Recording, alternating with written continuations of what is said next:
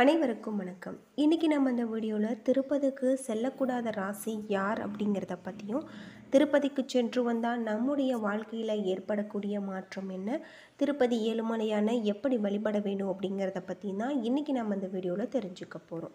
இந்த வீடியோ ரொம்பவே பயனுள்ளதாக இருக்கும். அதனால் வீடியோவை கடைசி வரைக்கும் ஸ்கிப் பண்ணாமல் பாருங்கள். இது வரைக்கும் நம்ம சேனலை நீங்கள் இன்னும் சப்ஸ்கிரைப் பண்ணலைன்னா மறக்காமல் சப்ஸ்கிரைப் பண்ணிவிடுங்க. வாங்க வீடியோக்குள்ளே போகலாம். பொதுவாக ஒருவருடைய ஜாதக கட்டத்தில் சந்திரன் சரியான இடத்தில் அமைந்து விட்டார் அவர் கட்டாயம் யோகக்காரனாக தான் இருக்க முடியும். நம்முடைய இந்தியாவில் சந்திரனின் தாக்கம் அதிகமாக இருக்கக்கூடிய பகுதி திருமலை, அதாவது சந்திரனின் ஒளிக்கதிர்கள் அதிகமாக காணப்படும் இடம் என்று சொல்லப்படுது. இதனால தான் இங்கு செல்வ வளம் எப்பொழுதுமே நிறைந்திருக்கக்கூடியதாக சொல்லப்பட்டிருக்கு. அது மட்டும் இல்லாமல் இந்த இடத்துல ஸ்ரீ ராமானுஜரின் எந்திர சக்கரங்கள் பதிக்கப்பட்டிருப்பதும் ஒரு காரணம்.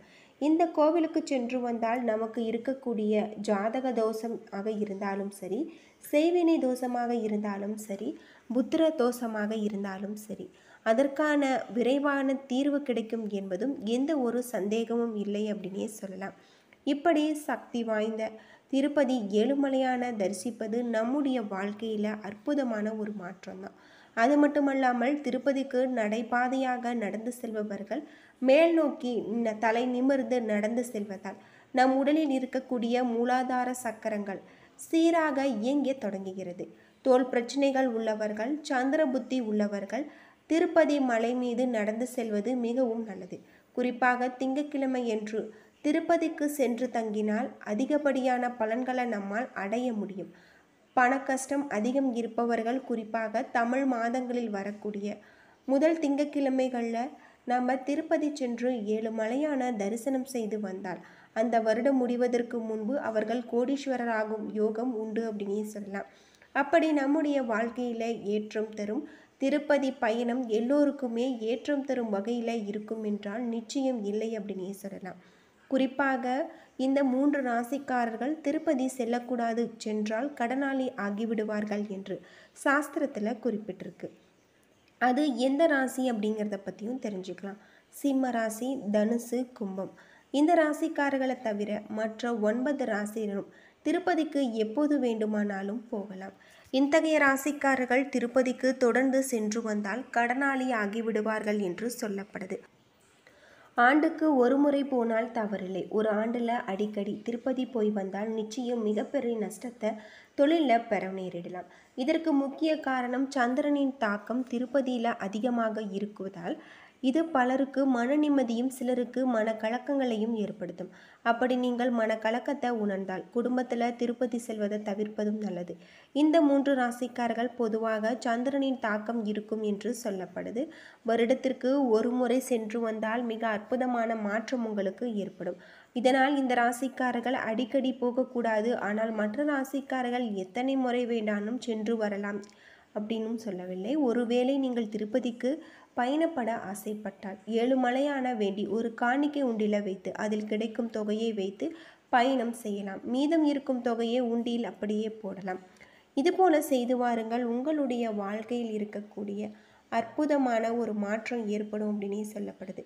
திருப்பதி ஏழுமலையான தரிசிப்பதால் உங்களுடைய வாழ்க்கையில் மிக அற்புதமான ஒரு மாற்றம் ஏற்படும் அப்படின்னே சொல்லலாம். கலியுகத்தின் கண்கண்ட தெய்வமாக இருக்கக்கூடியவர் திருப்பதி ஏழுமலையான். திருப்பதி ஏழுமலையான தரிசிப்பதால் நம்முடைய வாழ்க்கையில் மிக அற்புதமான ஒரு மாற்றத்தை உணர முடியும்.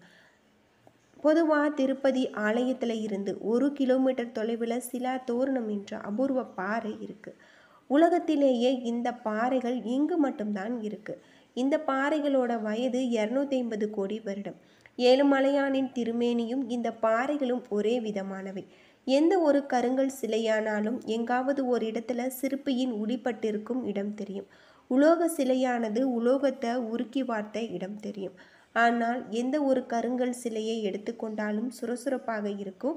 ஆனால் ஏழுமலையான் திருமேனியில் நுணுக்க வேலைப்பாடுகள் எல்லாமே மெருகு போடப்பட்டது போல இருக்கும். ஏழுமலையான் விக்கிரகத்தில் நெத்திச்சுட்டி, காதணிகள், புருவங்கள், நாகாபரணங்கள் எல்லாமே நகைக்கு பாலிஷ் போட்டது போல பளபளப்பாக இருக்கும்.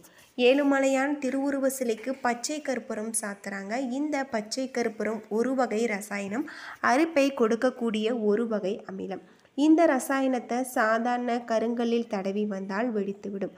ஆனால் சிலா தோரணத்தில் உள்ள பாறைகளில் இதை தடவினால் அந்த பாறைகள் வெடிப்பதில்லை. ஏழுமலையான் திருவுருவ சிலைக்கு 365 நாட்களுமே பச்சை கற்பூரம் தடவுறாங்க. ஆனால் வெடிப்பு ஏற்படுவது இல்லை. ஏழுமலையான் திருவுருவ சிலை எப்பொழுதுமே 110 டிகிரி பாரன்ஹீட் வெப்பத்தில் இருக்குது.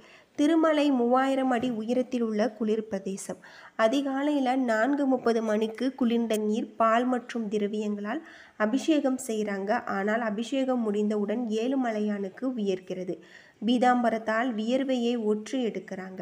வியாழக்கிழமை அபிஷேகத்திற்கு முன்னதாக நகைகளை கலற்றும் போது ஆபரணங்கள் எல்லாமே சூடாக கொதிக்கின்றது. திருப்பதி ஆலயம், அதன் வழிபாடு, உண்டியல் வசூல், பூஜை முறைகள், சரித்திர சம்பவங்கள் அனைத்துமே அதிசய நிகழ்வுகளாக இருக்கு. திருப்பதி திருக்கோவிலின் சமையல் கட்டு மிகவும் பெரிதாக இருக்கும்.